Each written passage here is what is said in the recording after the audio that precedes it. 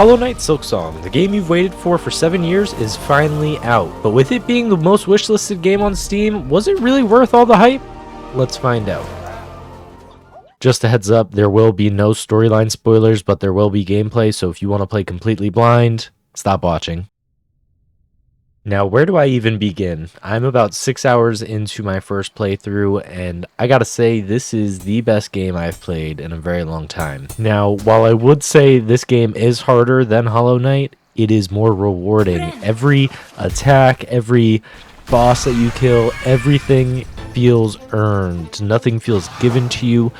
The game does not hold your hand, and I mean that in the best way. It is a challenge for anyone that is willing to accept it, and it should be played if you are into more challenging games. Silksong takes everything that Hollow Knight did, puts its own twist on it, and makes it a original experience. You play as Hornet in this game with a whole new moveset, different abilities, and a completely different way to build your character as you progress. While you still have the needle, it behaves completely different than how Hollow Knight was. It is a longer attack, it feels like you can reach further, but instead of having all of your directional hits, whenever you try and attack downwards, you don't just hit down like you did in Hollow Knight, you hit at an angle. I'm sure you've seen this in the trailer, however, playing it feels way differently than what you would originally assume just by watching it. While it is a really cool mechanic, it does take some getting used to, but that's what makes it so enjoyable. It feels new and fresh. It's not something that we've ever been able to mess around with. Even just pogoing is completely different. You have to work on your timing.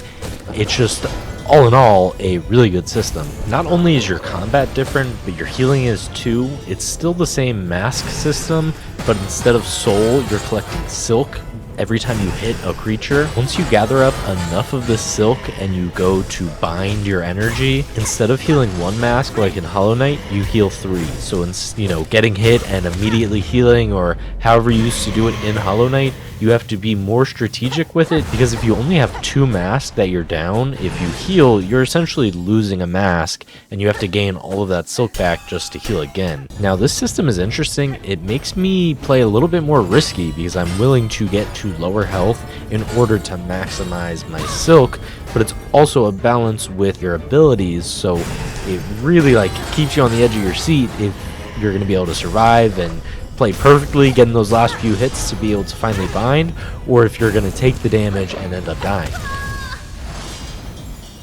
Like Hollow Knight, it has a equipable system, sort of like charms, but instead of being able to use your charm notches for whatever charms that you do want to equip, you have to pick and choose depending on what category they fit into. So if you have 2 different tool charms, you can't use them at the same time. You have to pick and choose every time you go to a bench, which one am I going to prioritize depending on, either what you're doing or what area you're in. They can have different pros and cons, and they can help you on your journey. You also have a completely new currency system in this game, which I actually prefer over the old Hollow Knight system. It's very much similar. It's just like the Geo, but instead of Geo, you're using rosaries. But the main difference, these rosary beads that you're spending on your items throughout your adventure, you lose when you die, just like Hollow Knight.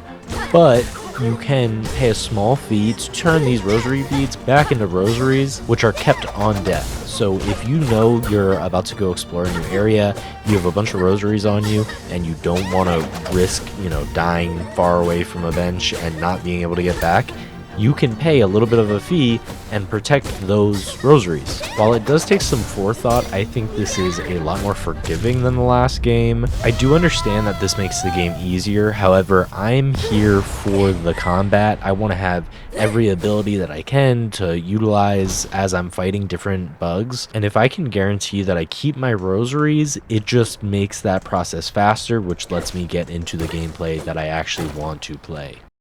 And if I wanted to grind for currency, I wouldn't be taking a hiatus from RuneScape to play Silksong. I would just be playing RuneScape.